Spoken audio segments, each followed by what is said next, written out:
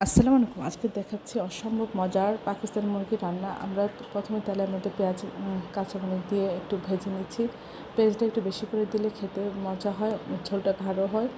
আমরা এখানে 3-4 চামচ আদা বাটা এবং 3-4 চামচ রসুন ছেঁচা দিয়ে একটু ভেজে নিয়ে আমরা সামান্য একটু পানি দিব।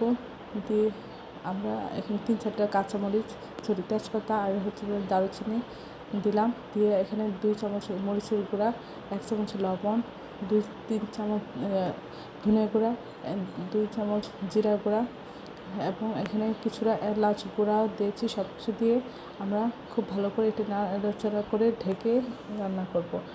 আর আমরা এখানে খুব বেশি পানি দেবো না, অল্প অল্প পানি দিয়ে এটা কষিয়ে কষিয়ে রান্না করব। এতে টেস্ট অনেক বেড়ে যায়। আপনারা একবার হলেও এইভাবে দেখবেন। আমরা কমপক্ষে 4-5 বার অল্প অল্প করে পানি দিয়ে এটা কষিয়ে কষিয়ে রান্না করব।